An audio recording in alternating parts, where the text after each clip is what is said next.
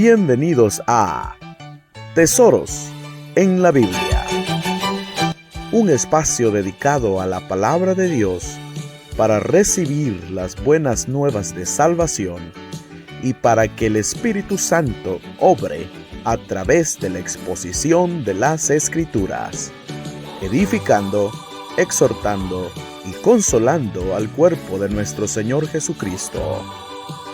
Prepárese para recibir un mensaje que puede transformar su vida. Permanezca con nosotros y abra su corazón para escuchar lo que Dios tiene preparado hoy para usted. Tesoros en la Biblia.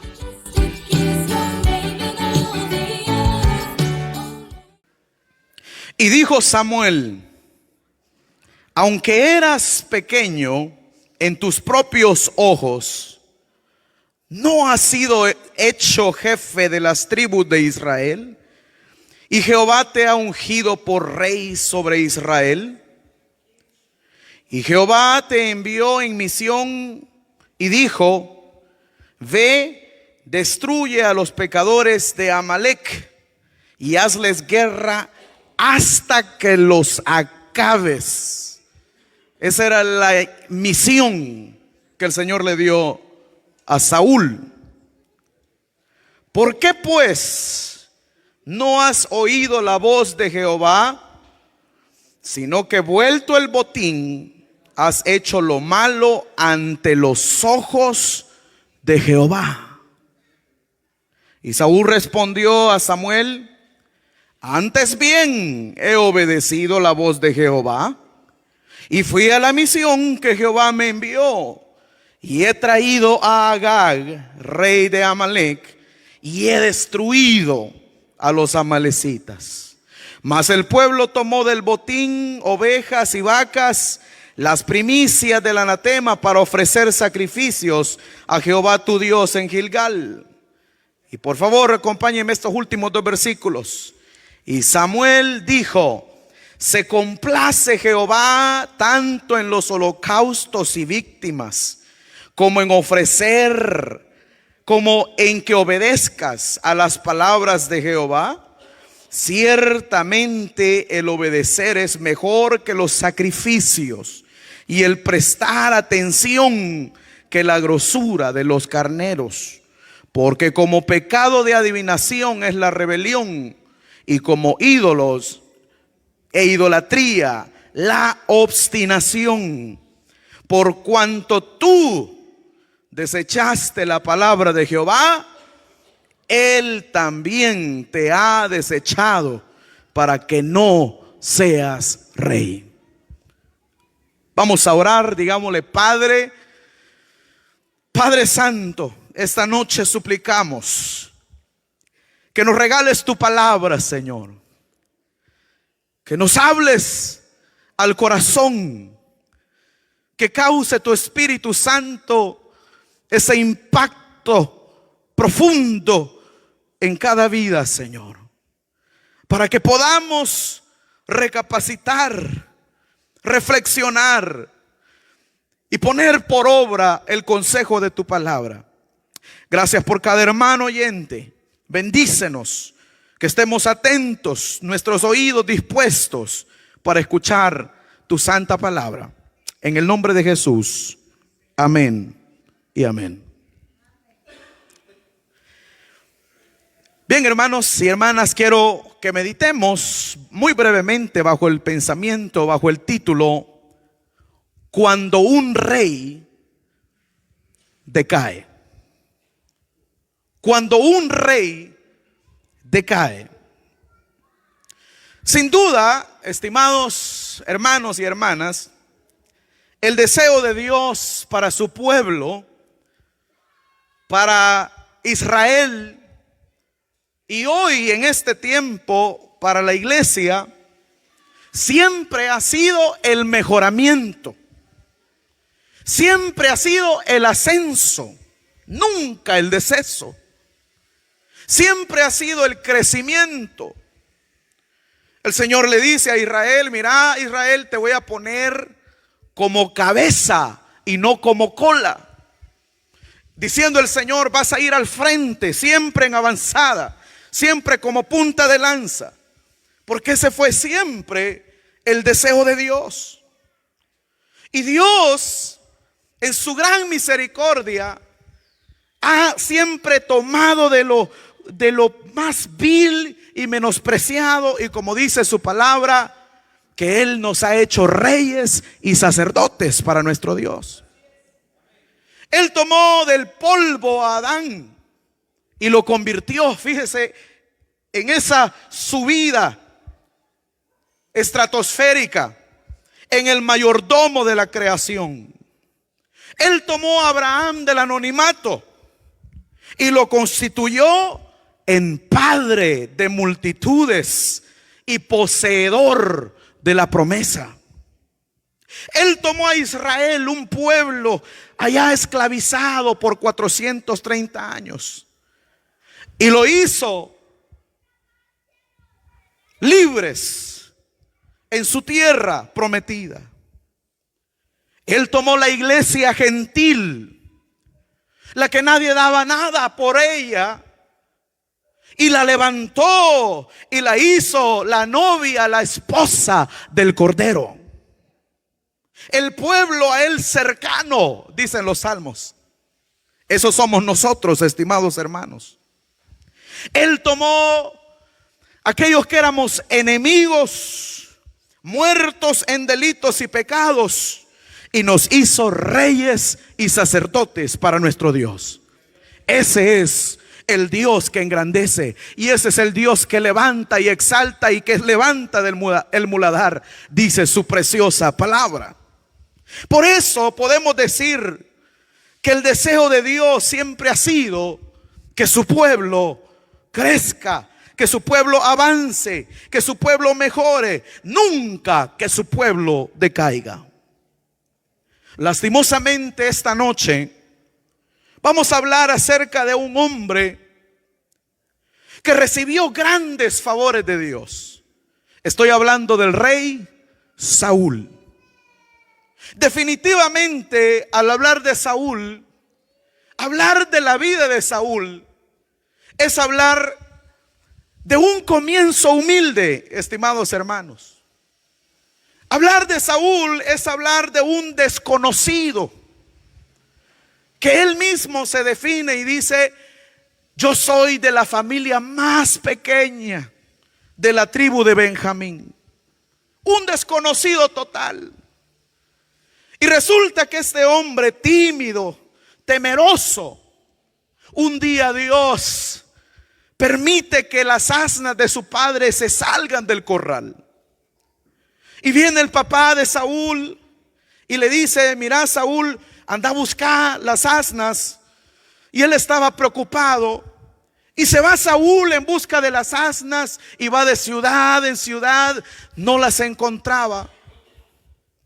Hasta que en un momento ellos llegan a la ciudad donde se encontraba el profeta Samuel. Y cuando Samuel ve a este hombre desconocido, dice que el Señor le habló al oído y le dijo: este es el que vas a ungir por rey de Israel. Y le dijo: no te vayas hoy, vente conmigo, pasa la noche conmigo en la casa, mañana te vas. Y déjame decirte que las asnas de tu papá ya fueron encontradas, así que no te preocupes. Y Dios, hermanos, lo lleva a un momento a este hombre desconocido de la coronación. Fíjese que tan insignificante, tan pequeño era Saúl, que incluso él se había escondido entre el bagaje de todas las tribus, no se hallaba en valor, porque hasta su autoestima era de alguien pequeño. Pero Dios lo unge como rey sobre su pueblo. Y por si fuera poco, Dios hace que su espíritu, su precioso espíritu, descienda sobre Saúl. ¿Y sabe qué sucede con ese hombre tímido? Lo convierte en un guerrero que defendió a Israel cuando se necesitaba. Y le dio un nombre en Israel. Pero cuando este hombre que viene de lo poco, de lo pequeño, llega a la cima, sucede algo lamentable. Y es que empieza a decaer en su vida espiritual. Aquel hombre que estaba en la cima cae, y cae fuerte. Y llega el punto en que el Señor le dice: mira, Saúl, mi espíritu se ha apartado de ti y por lo tanto te he desechado como rey de Israel. Hermanos y hermanas, apliquemos esto. La Biblia dice que nosotros, los que hemos creído a Jesucristo, los que tenemos a Jesucristo en el corazón y que hemos nacido de nuevo, dice la Biblia que hemos sido hechos reyes y sacerdotes para nuestro Dios. Dios nos ha rescatado de lo más vil y de lo menospreciado. Él nos ha hecho ministros suyos, a unos evangelistas, a otros pastores, a otros servidores suyos. Él nos ha mostrado su luz admirable, nos trasladó del reino de las tinieblas a su luz admirable. Él nos ha, hermanos, sacado del pecado, nos ha hecho, hermanos, sus hijos, y ha puesto su Espíritu Santo dentro de nosotros. Y todo esto por su gran misericordia y su gran amor, hermano. Pero ¿cuál es el peligro? Que como hizo Saúl, apartándose del Señor y decayendo, así también un día nosotros vayamos a decaer de esa posición, de ese nivel que Dios nos ha dado.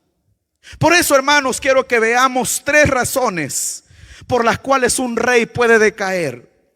Porque el Señor, siento yo, que quiere advertirnos y darnos una alerta y decir: vean la vida de Saúl, para que ustedes no vayan a caer en el mismo error. ¿Cuántos quieren ver esos 3 motivos por los cuales un rey puede decaer, hermanos? Bien, ¿cuándo decae un rey? En primer lugar, ¿cuándo decae un rey? Así como lo hizo Saúl, a llegar al punto que Dios lo desechó. Un rey decae cuando obedece a medias. Digámoslo todos, por favor. Cuando obedece a medias. Por favor, regresemos al capítulo 15 de Samuel, primer libro de Samuel, en el versículo 3.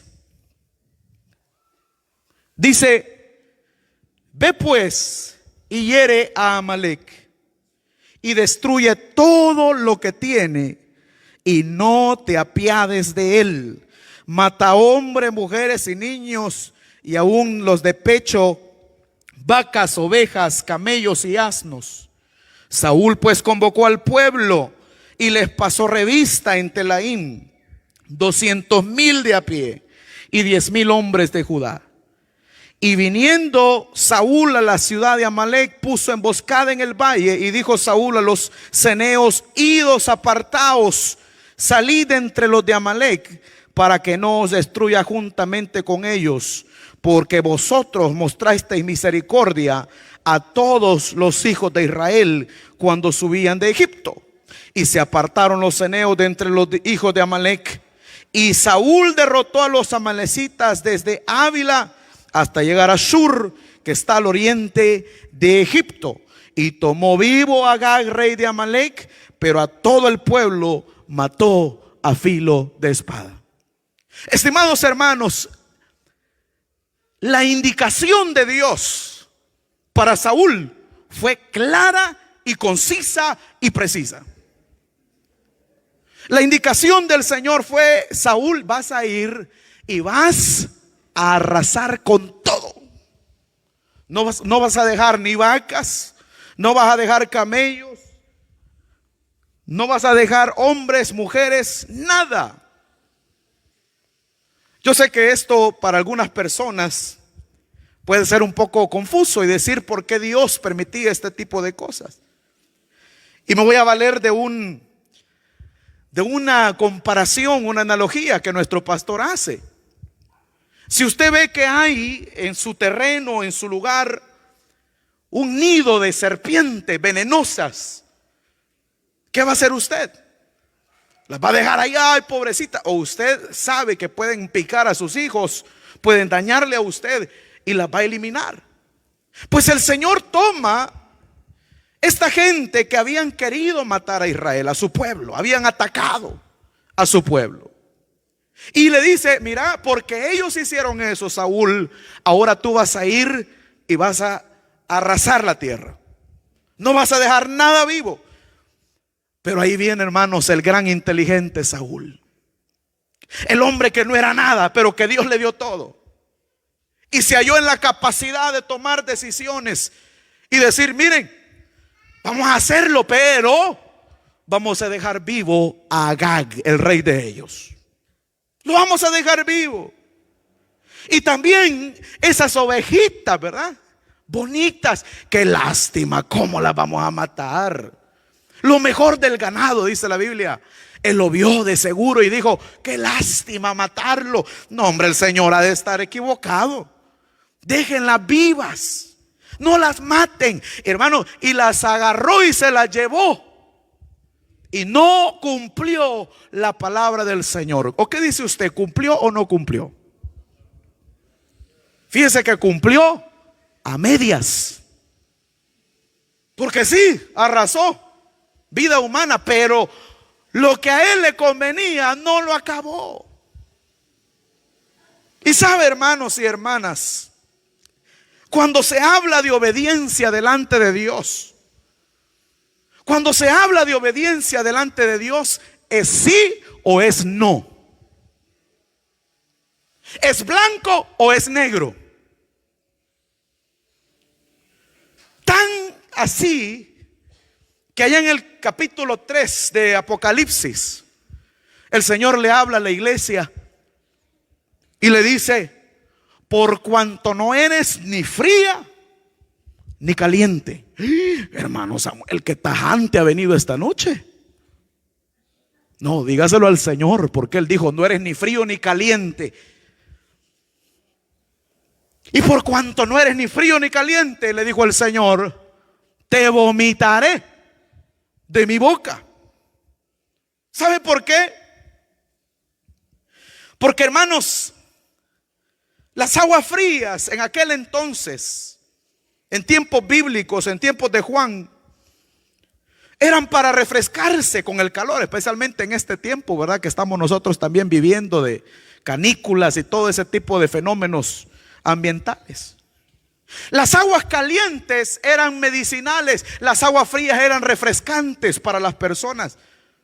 Pero el agua tibia, ¿para qué servía? Para nada.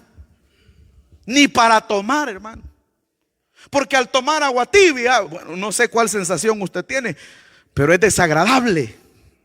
Y no dan ganas más que de escupirla, de tirarla de la boca. ¿Por qué? Porque a Dios le gusta la definición. No a medias, hermanos. No la obediencia a medias, como lo hizo Saúl. Sí, voy a obedecer, Señor, pero lo que yo quiero, hasta donde yo quiera llegar, hasta ahí voy a llegar. Lo que tú digas me sale sobrando. ¿Cuántas veces nosotros estaremos actuando así, hermanos y hermanas? Siendo tibios, tibios para orar. No hay ese fervor, no hay ese deseo en la oración. Tibios para congregarnos. Venimos por obligación, porque si el pastor no me ve ahí, ay Dios, me pega la regañada. Tibios para congregarnos. Tibios para santificarnos. Tibios para leer la Biblia. Tibios, tibieza, tibieza.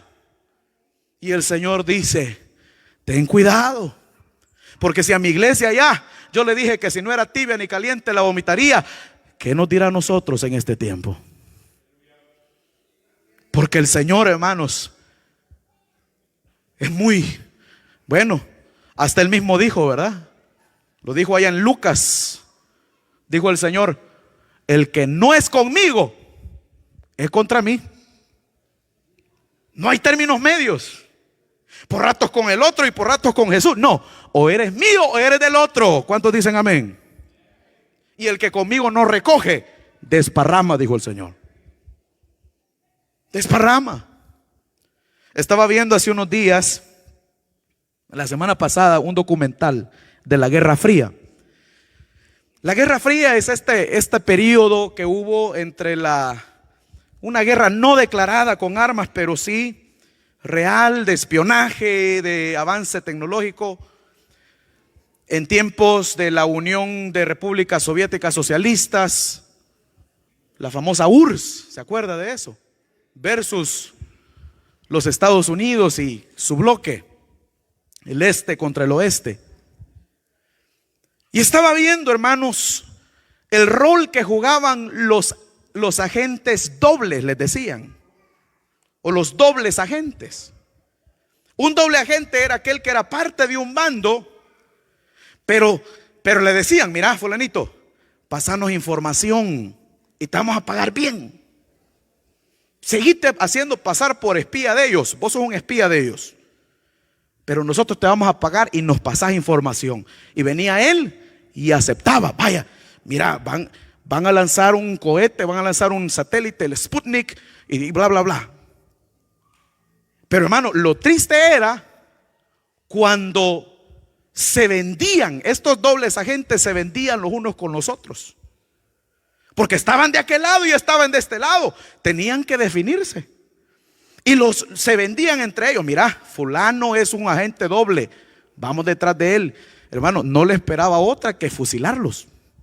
No le esperaba otra que juicio militar. ¿Por qué? Porque ni los ejércitos de la tierra quieren dobles agentes, hermano. Mucho menos nuestro Dios, que ha dicho: hermanos y hermanas, el que no es conmigo, contra mí es. Por eso, hermanos, si se trata de obedecer a Dios, si se trata de honrar a Dios, hagámoslo, pero con todo el corazón, porque Él merece, hermanos, que seamos definidos, que le amemos solo a Él. Cuando decae un rey, ¿sabe por qué decayó Saúl en primer lugar? Porque obedeció a medias. Y el desobedecer a medias es desobediencia. ¿Por qué decae un rey? En segundo lugar, ¿cuándo decae un rey, estimados hermanos? Regresemos ahí siempre, primer libro de Samuel, capítulo 15, versículo 8 y versículo 9. Y tomó vivo a Agag, rey de Amalec, pero a todo el pueblo mató a filo de espada.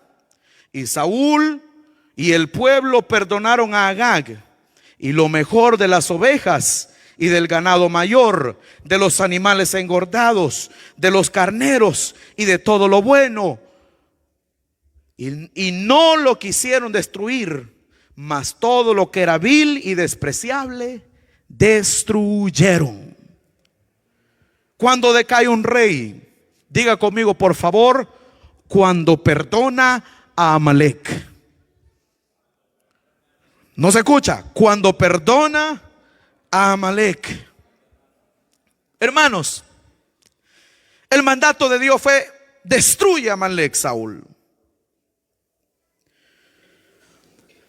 Y fíjese cómo son las cosas, que Saúl lo perdona.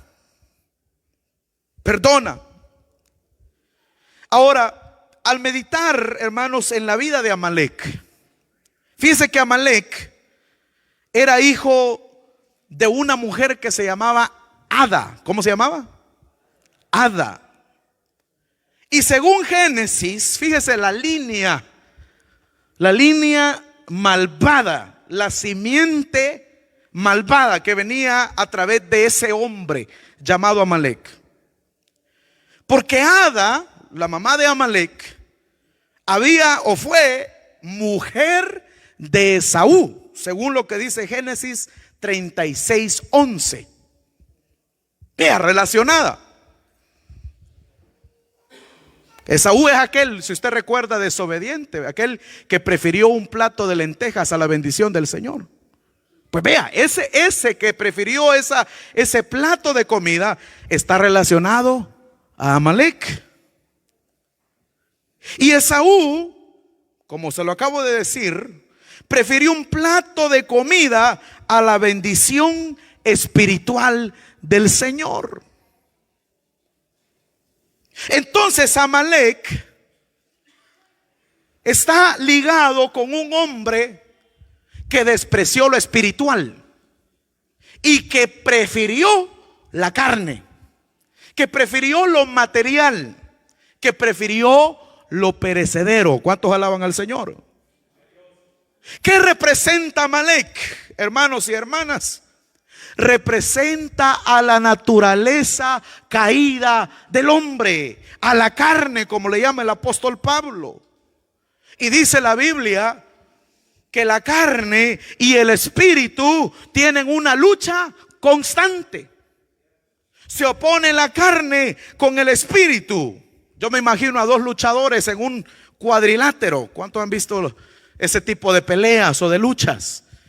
Y está ahí la carne con el espíritu. Ahora dice también el apóstol Pablo que manifiestas, claritas, evidentes, observables son las obras de la carne, las cuales son adulterio, fornicación, inmundicia, lascivia. Oiga el listado que el Espíritu Santo revela: idolatría, enemistades, esa gente que solo pasa peleando, ¿verdad? Buscando enemigos, busca enemigos en la colonia, enemigos en el trabajo, enemigos en la iglesia. Cuando usted ve a un pleitista, una pleitista, usted diga: ese es hijo todavía influenciado de Amalek. Pleitos, así dice la Biblia. Celos, como dice el pastor, a la mujer celosa, dice. Iras, el enojo incontrolado, ¿verdad? Ese enojo que no se puede dominar. Mecha corta, que no le pueden decir algo porque ya sale con patada al pecho. Así decimos nosotros, ¿verdad? Le dicen una palabra y contesta 10. Iras, contiendas, disensiones. Mirando, le hables a fulanito, no le hables a fulanito. Venite conmigo, ay, déjalo. Dividiendo, disensiones, envidias. Ay, yo quisiera lo que el otro tiene. Ese carro, esa casa, esas posesiones, lo que él hace, yo lo quisiera. Dice la Biblia: manifiestas son las obras de la carne, borracheras, orgías y cosas semejantes. Todo esto, hermano, estaba representado en ese hombre Amalek. En aquel entonces era Amalek, en este tiempo son las obras de la carne. Ahora el Señor le dijo: aniquílalo, destrúyelo, sácalo, no lo perdones, Saúl. Porque si tú lo perdonas, Saúl, le perdonas la vida, él te va a quitar la vida a ti. ¿Y sabe que así sucedió, hermano? Al final de los días de Saúl, cayó herido, fíjese. Y cuando estaba en el campo, venía un amalecita y él le dijo: mira, quítame la vida vos. Ya no vivo, ya no quiero vivir con este dolor, mátame. Y el amalecita lo mató. ¿Han leído ustedes esa porción? Porque Amalek, el que lo perdona, lo termina matando a él. Ahora, ¿cuál es el consejo de Dios para nosotros? El mismo que le dio a Saúl. Si tú quieres vivir una vida para Dios, reyes y sacerdotes, si quieres mantener esa posición que Dios nos ha dado, entonces saquemos a Amalek y destruyámoslo de nuestra vida. Amén, hermanos y hermanas. Derrótalo. Fíjese que estaba oyendo en la historia de un gran evangelista. Fíjese que hay evangelistas que uno no los conoce, pero que fueron hombres, híjole, increíbles en las manos de Dios. Este hombre se llamaba Tommy Hicks. Él era norteamericano. Y un día el Espíritu Santo le dice a Tommy Hicks: necesito que vayas a Argentina porque quiero sacudir estadios en Argentina. Fue en el siglo pasado. Gobernaba un presidente llamado o de apellido Perón. Tal vez ustedes ya lo han escuchado. Perón gobernaba en Argentina. Y bueno, llega este ministro, este evangelista. Y a un principio fue difícil porque la población evangélica en Argentina era bastante pequeña. Bueno, con esfuerzo lograron conectar con el ministro de culto que tenía Perón en ese entonces y lograron conciliar una reunión. Para no hacerle larga la historia, hermanos, Perón estaba enfermo, tenía una enfermedad. Y vino el hombre de Dios, este evangelista, y el Señor le dice: ora por él, porque yo lo voy a sanar. Y pone las manos sobre él, y la enfermedad que tenía Perón se fue. ¿Y sabe qué provocó eso, hermano? Que le dice Perón: mira, vaya Tommy, está bien, te voy a dar los estadios que quieras, cuando quieras, como quieras, para que prediques el evangelio.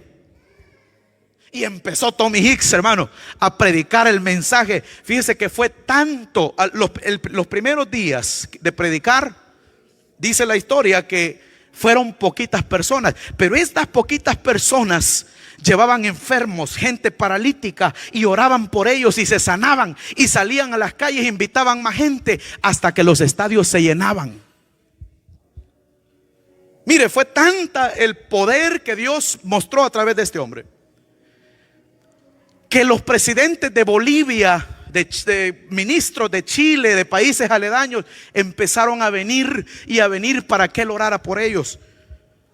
Fíjese que tanta era la unción de Dios sobre él, que en cierta ocasión estaba rendido porque de tanto predicar. Bueno, vemos al pastor como a veces predica y predica, y él quería descansar.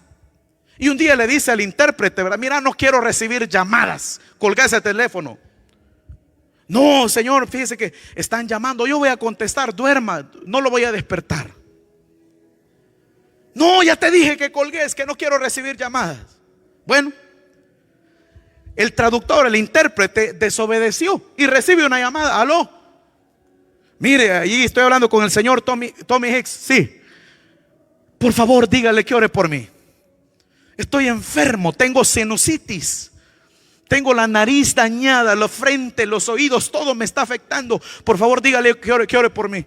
Y Tommy Hicks estaba acostado en la cama y se levanta molesto: que no le dije que colgara el teléfono.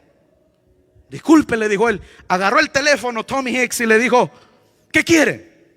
Por favor, ore por mí. Y le dijo: mire, en el nombre de Jesús, esto lo dicen los que escribieron la biografía de él, en el nombre de Jesús, sea sano y deje de molestarme. ¡Pum! Colgó el teléfono y se fue a acostar. A la media hora cae una llamada a ese mismo teléfono y contesta el intérprete y le dice: mire, fíjese que yo soy el que llamó hace media hora aproximadamente. Cuando me colgó el teléfono tuve que correr al baño porque me salían, y con el perdón de ustedes, me salían los mocos por la nariz, por la boca. Todo se me empezó a destapar, la cara, la cabeza, la frente, los oídos. Empezó a destapar y a correr todo eso, y estoy limpio, estoy sano. Dios me ha sanado. Alabado sea el Señor. La unción de Dios sobre un hombre. Pero ¿sabe qué me dolió el corazón? Que después que este hombre había hecho tantas cosas, Dios lo había usado tanto, había salido en el periódico, después que regresa a su país, a Estados Unidos, él pasa un problema familiar.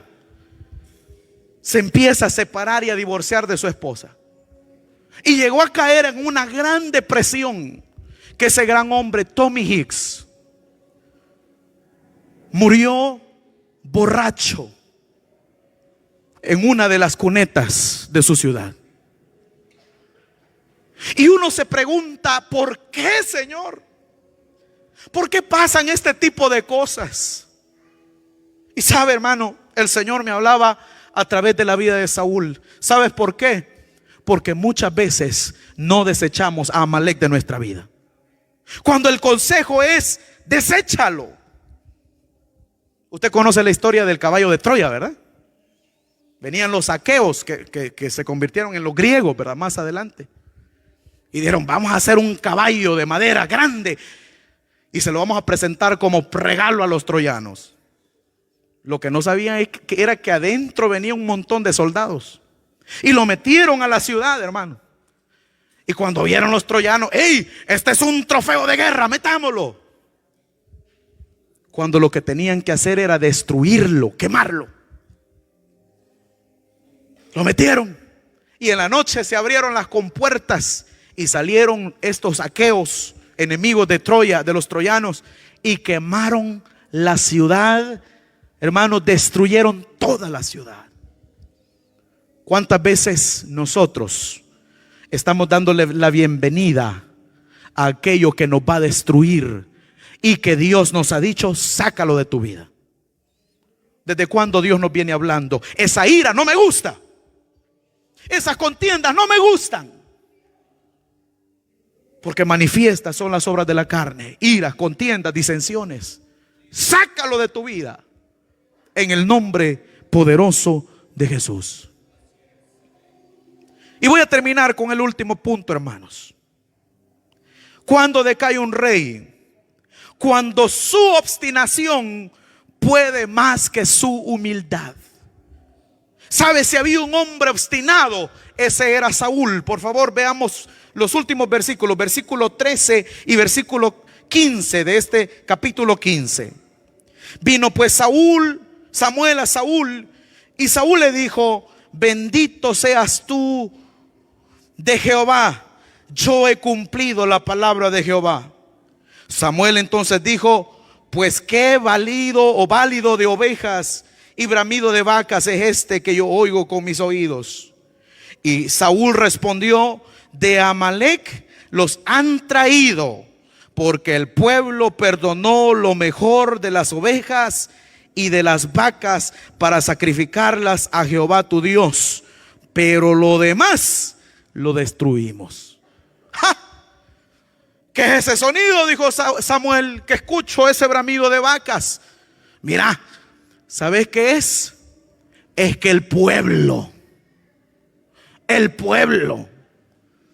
Pero ¿y que no la orden era para ti, Saúl? No, pero es que el pueblo perdonó lo mejor de las vacas y las... Yo no, yo me he mantenido recto. Yo cumplí la palabra de Jehová. ¿Cómo se llama eso, hermano?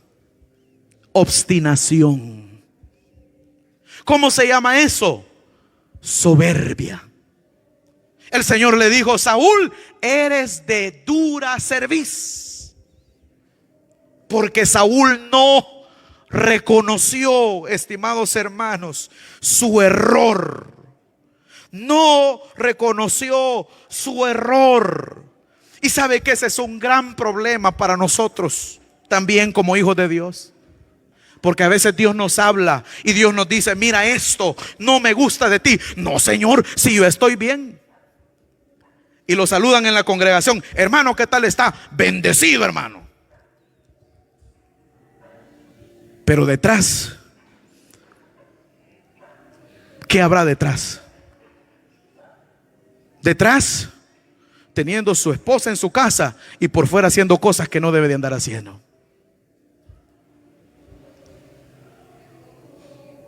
Hermanos y hermanas, la palabra del Señor es clara acerca del arrepentimiento.